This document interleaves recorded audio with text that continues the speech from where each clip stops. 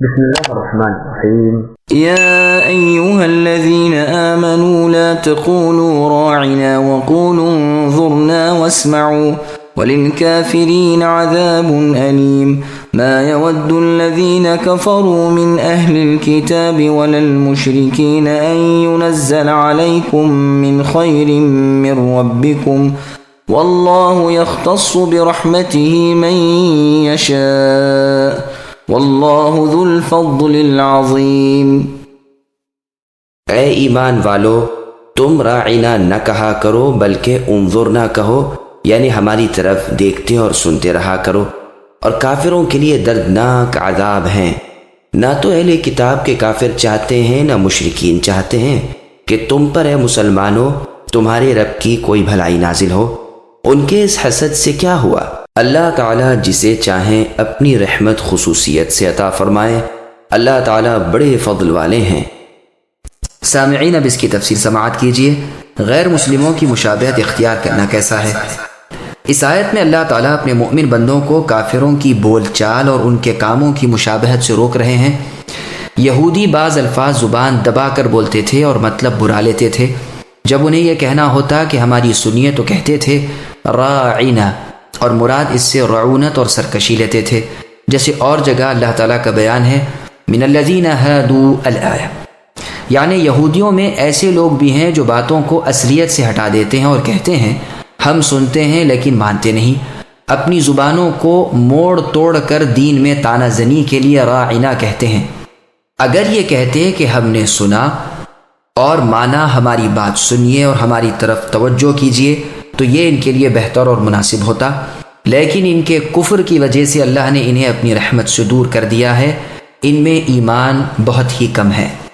احادیث میں یہ بھی آیا ہے کہ جب یہ لوگ سلام کرتے ہیں تو السلام علیکم کہتے ہیں، اور سام کے معنی موت کے ہیں، تو تم ان کے جواب میں وعلیکم کہا کرو۔ ہماری دعا ان کے حق میں قبول ہوگی اور ان کی بد دعا ہمارے حق میں قبول نہیں ہوگی۔ یہ حدیث بخاری اور مسلم کی ہے۔ الغرض قول و فعل میں ان سے مشابہت کرنی منع ہے۔ مسند احمد کی حدیث میں ہے میں قیامت کے قریب تلوار کے ساتھ بھیجا گیا ہوں، میری روزی حق تعالیٰ نے میرے نیزے تلے رکھی ہے، ذلت اور پستی اس کے لیے ہے جو میرے احکام کا خلاف کرے، اور جو شخص کسی غیر مسلم قوم سے مشابہت کرے وہ انہی میں سے ہے۔ اور سنن ابی داؤد میں بھی یہ مشابہت والا حصہ مروی ہے۔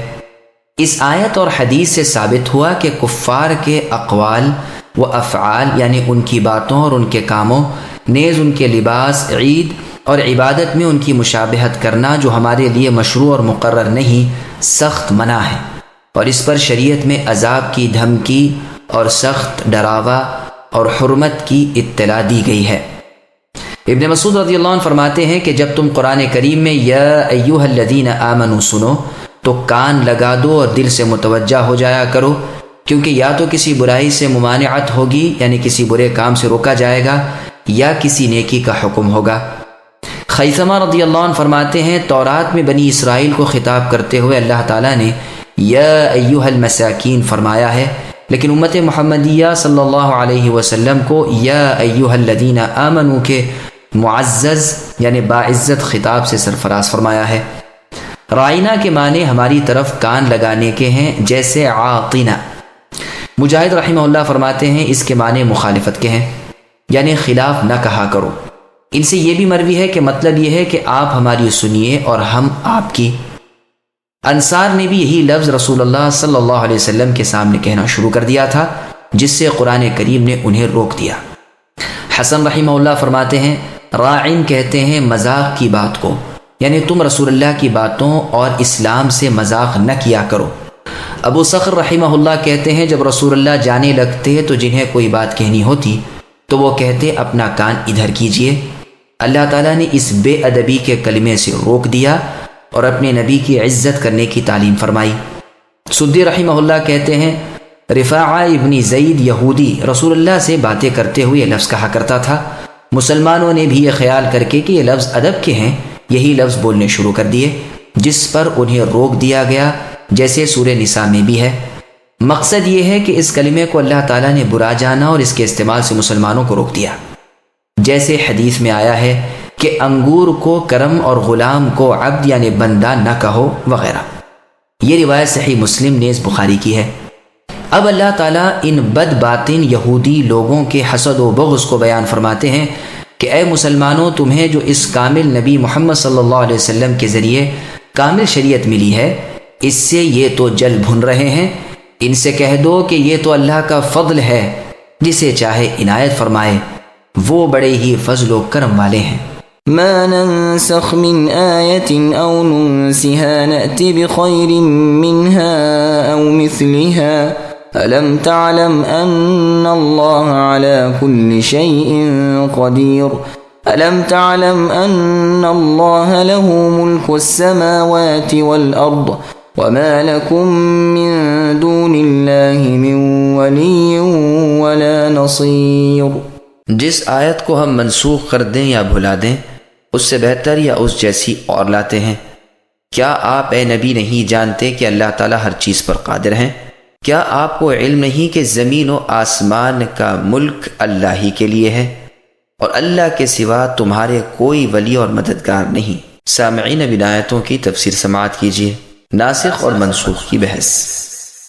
ابن عباس رضی اللہ عنہما فرماتے ہیں نسخ کے معنی بدل کے ہیں۔ مجاہد رحمہ اللہ فرماتے ہیں مٹانے کے معنی ہیں، جو کبھی لکھنے میں باقی رہتی ہے اور حکم بدل جاتا ہے۔ ابن مسعود رضی اللہ عنہ کے شاگرد اور ابو العالیہ اور محمد ابن کعب القرظی رحمہم اللہ سے بھی اسی طرح مروی ہے۔ ضحاک رحمہ اللہ فرماتے ہیں بھلا دینے کے معنی ہیں۔ عطا رحمہ اللہ فرماتے ہیں چھوڑ دینے کے معنی ہیں۔ سدی رحمہ اللہ کہتے ہیں اٹھا لینے کے معنی ہیں، جیسے آیت الشیخ والشیخۃ اذا زنیا فرجموہما البتہ، یعنی زانی بوڑھا مرد اور زانیہ عورت جب یہ زنا کریں تو سنسار کر دیا کرو، اور جیسے بخاری کی حدیث میں ہے لو كان لابن آدم وادیان من ذهب لابتغى لهما ثالثا، یعنی ابن آدم یعنی آدم کی اولاد کو اگر 2 جنگل سونے کے مل جائیں تو پھر بھی وہ تیسرے کی جستجو میں رہے گا۔ ابن جریر رحمہ اللہ فرماتے ہیں کہ احکام میں تبدیلی ہم کر دیا کرتے ہیں، حلال کو حرام، حرام کو حلال، جائز کو ناجائز، ناجائز کو جائز وغیرہ۔ حکم کرنا، روکنا اور رخصت جائز اور ممنوع کاموں میں نسخ ہوتا ہے۔ ہاں جو خبریں دی گئی ہیں، واقعات بیان کیے گئے ہیں، ان میں رد و بدل اور ناسخ و منسوخ نہیں ہوتا۔ نسخ کے لفظی معنی نقل کرنے کے ہیں، جیسے کتاب کے ایک نسخے سے دوسرا نقل کر لینا۔ اسی طرح یہاں بھی چونکہ ایک حکم کے بدلے دوسرا حکم ہوتا ہے، اس لیے اسے نسخ کہتے ہیں، خواہ حکم کا بدل جانا ہو خواہ الفاظ کا۔ علماء اصول کی عبارتیں اس مسئلے میں گو مختلف ہیں، مگر معنی کے لحاظ سے سب قریب قریب ایک ہی ہیں۔ نسخ کے معنی کسی شرعی حکم کا بعد والی دلیل کی وجہ سے ہٹ جانا ہے۔ کبھی ہلکی چیز کے بدلے بھاری ہوتی ہے، کبھی بھاری کے بدلے ہلکی، اور کبھی کوئی بدل ہی نہیں ہوتا۔ رہے نسخ کے احکام، اس کی قسمیں، اس کی شرائط وغیرہ کے لیے اس فن کی کتابوں کو دیکھنا چاہیے، یہاں تفسیر کے احکام کے بیان کرنے کی جگہ نہیں۔ طبرانی میں ایک روایت ہے کہ 2 آدمیوں نے نبی صلی اللہ علیہ وسلم سے ایک سورت یاد کی تھی، اسے وہ پڑھتے رہے۔ ایک مرتبہ رات کی نماز میں ہر چند اسے پڑھنا چاہا، لیکن قوت حافظہ نے ساتھ نہ دیا۔ گھبرا کر خدمت نبوی میں حاضر ہوئے اور رسول اللہ سے اس کا ذکر کیا۔ رسول اللہ نے فرمایا یہ منسوخ ہو گئی اور بھلا دی گئی، دلوں میں سے نکال لی گئی، تم غم نہ کرو، بے فکر ہو جاؤ۔ زہری نون خفیفہ پیش کے ساتھ پڑھتے تھے۔ اس حدیث کی سند کے ایک راوی سلیمان ابن ارقم ضعیف ہیں، لیکن ابو بکر انباری نے بھی دوسری سند سے اسے مرفوعاً روایت کیا ہے اور اس کی سند ثابت ہے، جیسے قرطبی رحمہ اللہ کا بیان ہے۔ ننسیہا کو ننسعہا بھی پڑھا گیا ہے۔ ننسعہا کے معنی مؤخر کرنے، پیچھے ہٹا دینے کے ہیں۔ ابن عباس رضی اللہ عنہما اس کی تفسیر میں فرماتے ہیں یعنی ہم اسے چھوڑ دیتے ہیں، منسوخ نہیں کرتے۔ ابن مسعود رضی اللہ عنہ کے شاگرد کہتے ہیں یعنی ہم اس کے الفاظ کو باقی رکھتے ہیں اور حکم کو بدل دیتے ہیں۔ عبد ابن عمیر، مجاہد اور عطا رحمہم اللہ سے مروی ہے ہم اسے مؤخر کرتے ہیں اور پیچھے ہٹا دیتے ہیں۔ عطیہ، عوفی، سدی اور ربیع ابن انس رحمہم اللہ کہتے ہیں یعنی منسوخ نہیں کرتے۔ ضحاک رحمہ اللہ فرماتے ہیں یعنی ناسخ کو منسوخ کے پیچھے رکھتے ہیں۔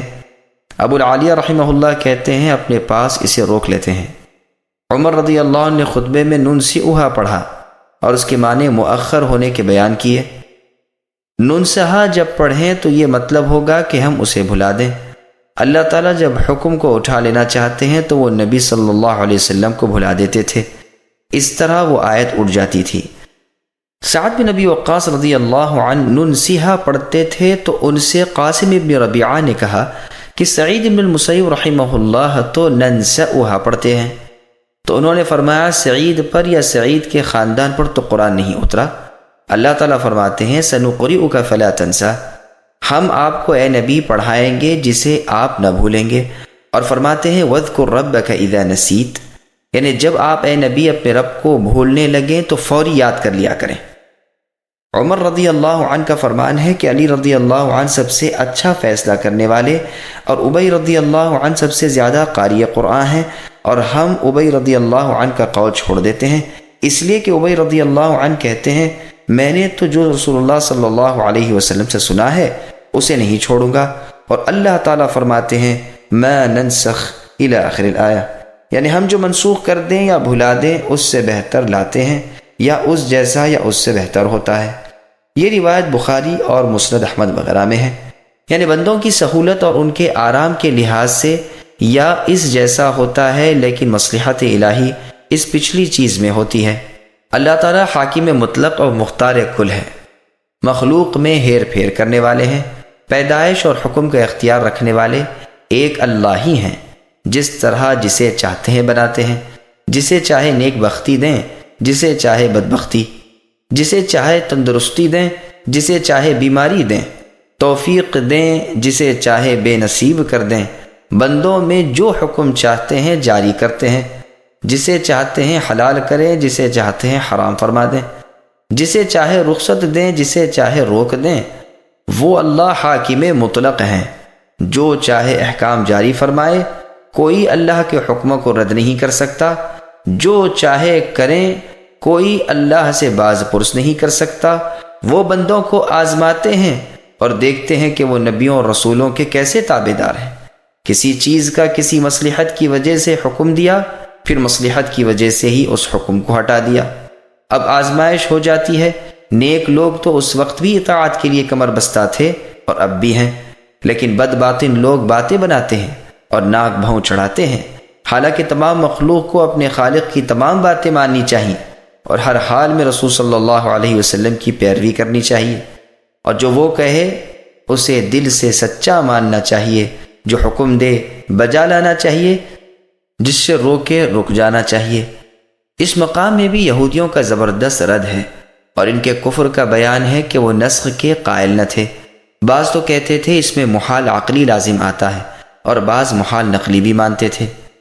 اس آیت میں گو خطاب فخر عالم محمد صلی اللہ علیہ وسلم کو ہے، مگر دراصل یہ کلام یہودیوں کو سنانا ہے، جو انجیل کو اور قرآن کو اس وجہ سے نہیں مانتے تھے کہ ان میں بعض احکام تورات کے منسوخ ہو گئے تھے، اور اسی وجہ سے وہ ان نبیوں کی نبوت کے بھی صرف عناد اور تکبر کی بنا پر منکر ہو گئے تھے، ورنہ عقلاً نسخ محال نہیں، اس لیے کہ جس طرح وہ اپنے کاموں میں اللہ با اختیار ہیں، اسی طرح حکموں میں بھی با اختیار ہے، جو چاہے اور جب چاہے پیدا کر دیں، جسے چاہے اور جس طرح چاہیں اور جس وقت چاہیں رکھیں، اسی طرح جو چاہیں اور جس وقت چاہیں حکم دیں۔ اللہ جو تمام حاکموں کے حاکم ہے، ان پر حاکم کون ہے؟ کوئی بھی نہیں۔ اسی طرح نقلاً بھی یہ ثابت شدہ امر ہے جو کہ پہلی کتابوں اور پہلی شریعتوں میں موجود ہے۔ آدم علیہ السلام کی بیٹیاں بیٹے آپس میں بھائی بہن ہوتے تھے، لیکن نکاح جائز تھا، پھر اسے حرام کر دیا۔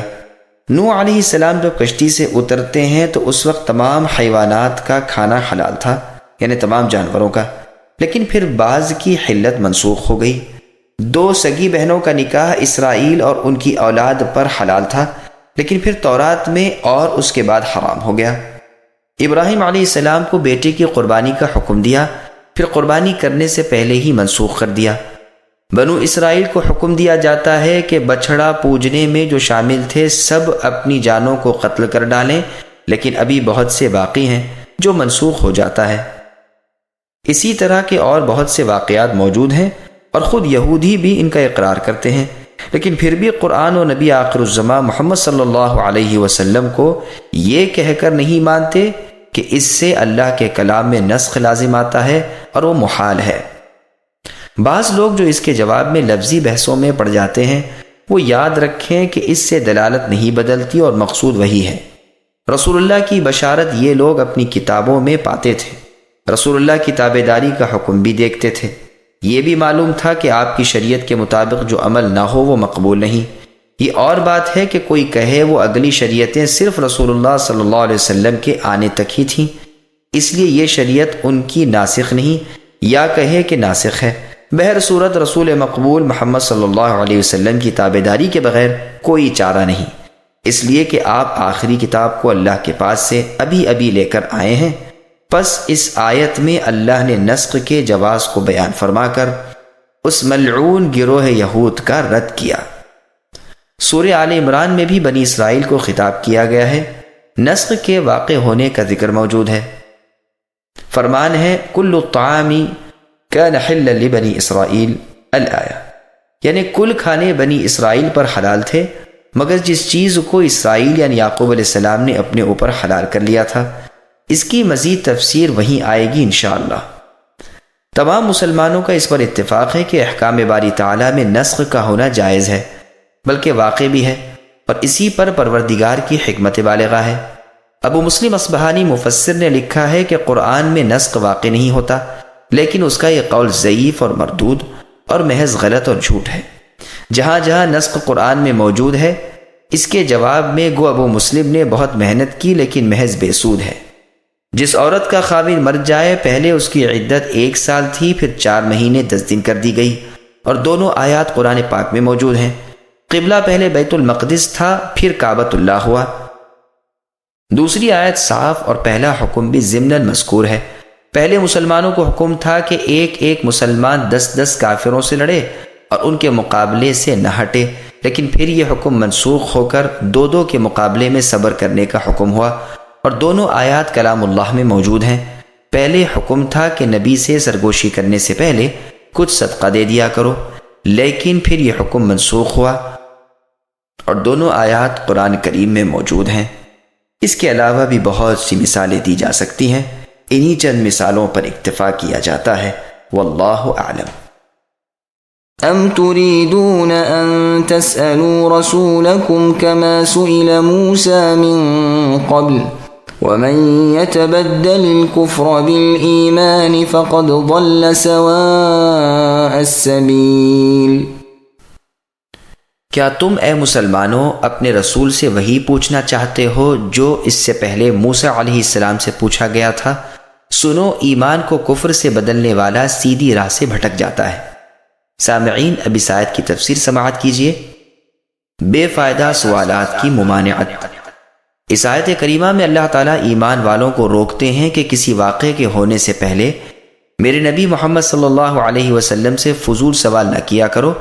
کثرت سوال کی عادت بہت بری ہے، جیسا کہ ارشاد ہے یا ایھا الذین آمنوا لا تسألوا عن اشیاء الآیات، یعنی اے ایمان والو ان چیزوں کا سوال نہ کیا کرو جو اگر ظاہر کر دی جائیں تو تمہیں برا لگے گا، اور اگر تم قرآن کے نازل ہونے کے زمانے میں ایسی پوچھ گچھ جاری رکھو گے تو یہ چیزیں ظاہر کر دی جائیں گی۔ کسی چیز کے واقع ہونے سے پہلے اس کی نسبت سوال کرنے کی وجہ سے وہ حرام نہ ہو جائے۔ صحیح بخاری میں حدیث ہے کہ مسلمانوں میں سب سے بڑا مجرم وہ ہے جو اس چیز کے بارے میں سوال کرے جو حرام نہ تھی، پھر اس کے سوال سے حرام ہو گئی۔ ایک مرتبہ رسول اللہ سے سوال ہوا کہ ایک شخص اپنی بیوی کے ساتھ غیر مرد کو پائے تو کیا کرے؟ اگر لوگوں کو خبر کرے تو یہ بھی بڑی بے شرمی کی بات ہے، اور اگر چپ ہو جائے تو بڑی بے غیرتی کی بات ہے۔ رسول اللہ صلی اللہ علیہ وسلم کو یہ سوال بہت برا معلوم ہوا۔ آخر اسی شخص پر ایسا واقعہ پیش آیا اور لعان کا حکم نازل ہوا۔ بخاری اور مسلم کی ایک حدیث میں ہے کہ نبی صلی اللہ علیہ وسلم فضول بکواس سے اور مال کو ضائع کرنے سے اور زیادہ پوچھ گچھ سے منع فرمایا کرتے تھے۔ صحیح مسلم میں ہے کہ میں جب تک کچھ نہ کہوں تم بھی نہ پوچھو۔ تم سے پہلے لوگوں کو اسی بد خصلت نے ہلاک کر دیا کہ وہ بکثرت سوال کیا کرتے تھے اور اپنے نبیوں سے اختلاف کرتے تھے۔ جب میں تمہیں کوئی حکم دوں تو اپنی طاقت کے مطابق بجا لاؤ، اور اگر منع کروں تو رک جایا کرو۔ یہ رسول اللہ صلی اللہ علیہ وسلم نے اس وقت فرمایا تھا جب لوگوں کو خبر دی کہ اللہ تبارک و تعالی نے تم پر حج فرض کیا ہے۔ تو کسی نے کہا اے اللہ کے رسول، ہر سال آپ خاموش ہو گئے۔ اس نے پھر پوچھا، آپ نے کوئی جواب نہ دیا۔ اس نے تیسری دفعہ پھر یہی سوال کیا۔ رسول اللہ نے فرمایا، ہر سال نہیں، لیکن اگر میں ہاں کہہ دیتا تو ہر سال فرض ہو جاتا اور پھر تم کبھی بھی اس حکم کو بجا نہ لا سکتے۔ پھر رسول اللہ صلی اللہ علیہ وسلم نے یہی مندرجہ والا آیت تلاوت فرمائی۔ انس رضی اللہ عنہ فرماتے ہیں، جب ہمیں رسول اللہ صلی اللہ علیہ وسلم سے سوال کرنے سے روک دیا گیا تو ہم رسول اللہ سے پوچھنے میں ہیبت کھاتے تھے، چاہتے تھے کہ کوئی بادیہ نشی ناواقف شخص آ جائے، وہ پوچھے تو ہم بھی سن لیں۔ یہ روایت مسلم کی ہے۔ اور مسلم میں برا بن عازب رضی اللہ عنہ فرماتے ہیں، میں کوئی سوال رسول اللہ سے کرنا چاہتا تھا تو سال بھر گزر جاتا تھا کہ مارے ہیبت کے پوچھنے کی جرت نہیں ہوتی تھی۔ ہم تو خواہش رکھتے تھے کہ کوئی عرابی یعنی دیہات کا بادیہ نشی آدمی آئے اور رسول اللہ سے سوال کر بیٹھے، پھر ہم بھی سن لیں۔ یہاں پر لفظ ام یا تو بل کے معنی میں ہے یا اپنے اصلی معنی میں ہے، یعنی سوال کے بارے میں جو یہاں پر انکاری ہے۔ یہ حکم مؤمن کافر سب کو ہے، کیونکہ رسول اللہ کی رسالت سب کی طرف تھی۔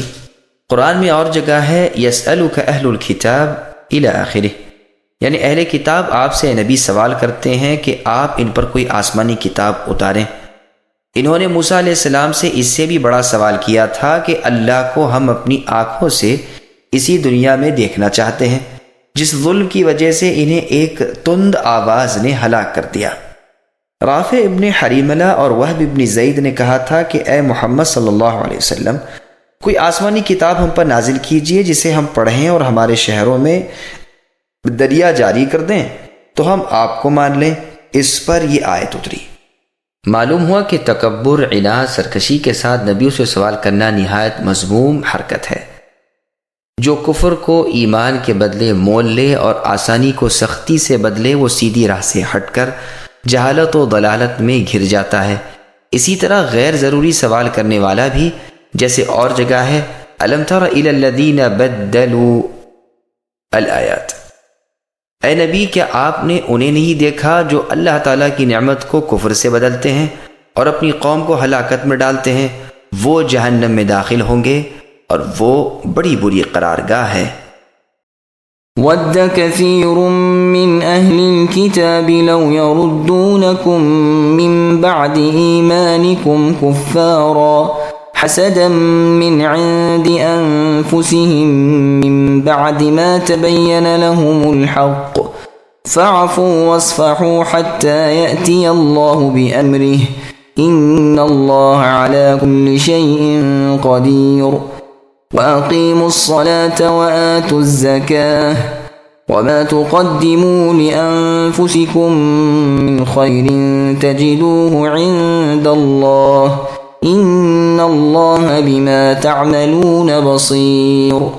ان اہل کتاب کے اکثر لوگ باوجود حق کھل جانے کے محض حسد و بغض کی بنا پر تمہیں بھی ایمان سے اے مسلمانوں ہٹا دینا چاہتے ہیں۔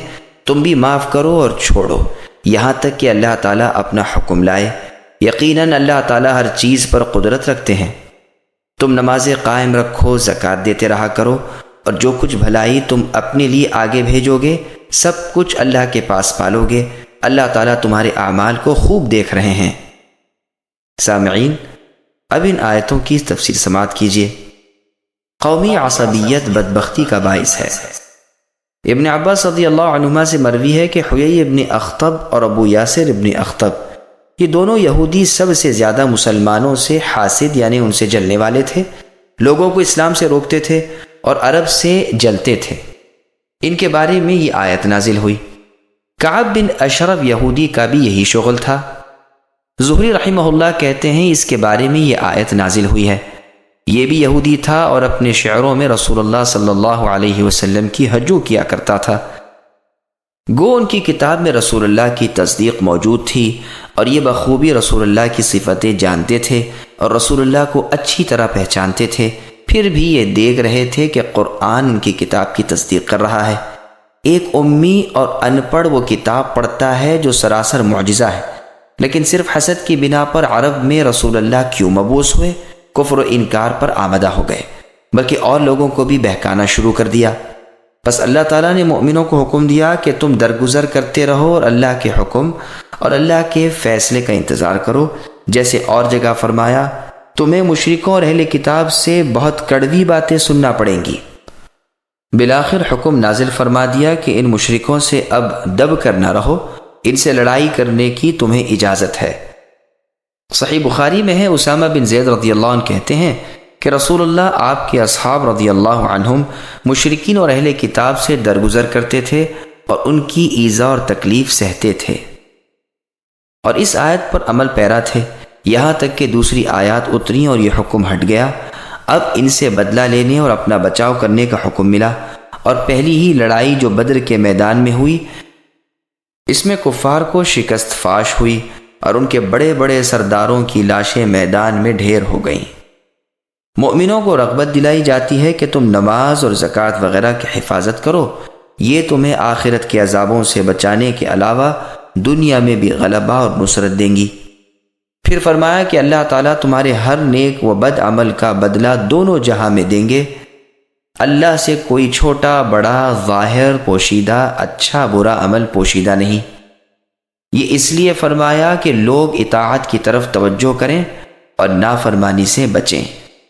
مبصر کے بدلے بصیر کہا، جیسے مبدع کے بدلے بدیع اور مولم کے بدلے علیم۔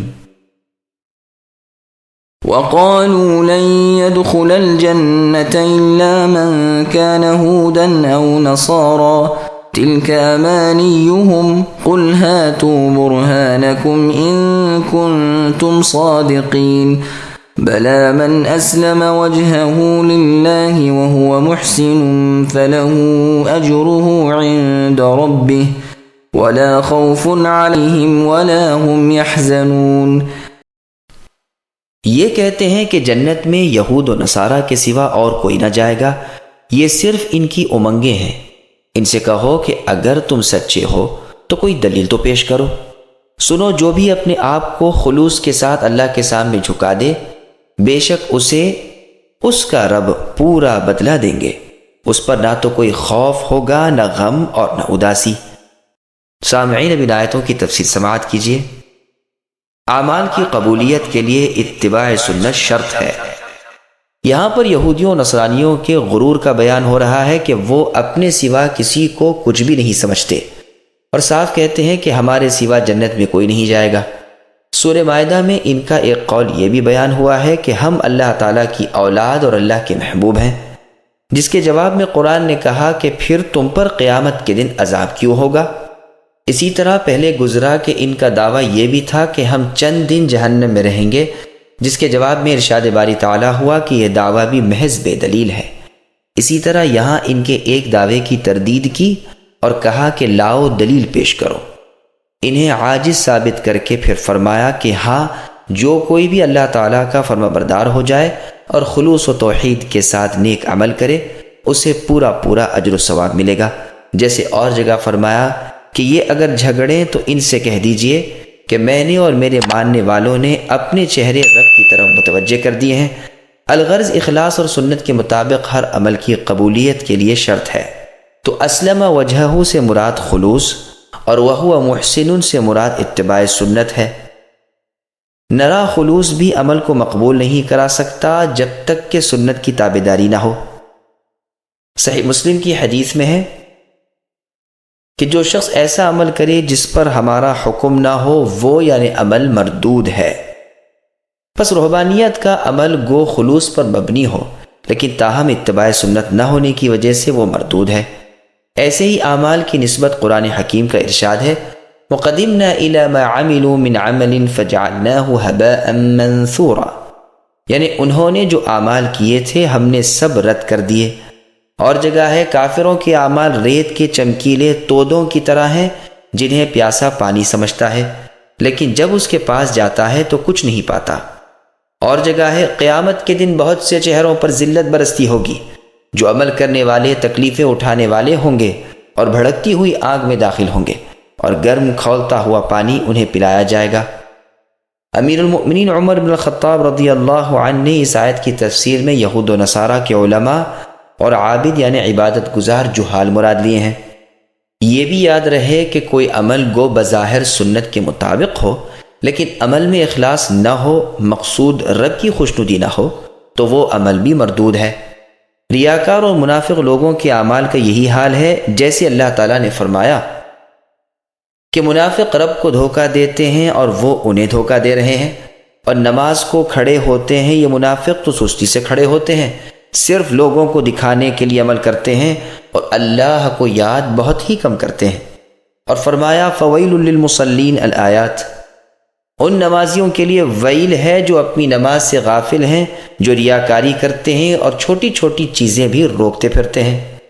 اور جگہ ارشاد ہے فمن كان يرجو لقاء ربه فليعمل عملا صالحا الآیات، یعنی جو شخص اپنے رب کی ملاقات کا آرزو مند ہو اسے نیک عمل کرنا چاہیے اور اپنے رب کی عبادت میں کسی کو شریک نہ کرنا چاہیے۔ پھر اللہ نے فرمایا ایسے لوگوں کو ان کا رب انہیں اجر دیں گے اور ڈر خوف سے بچائیں گے، آخرت میں انہیں ڈر نہیں اور دنیا کے چھوڑنے کا ملال نہیں۔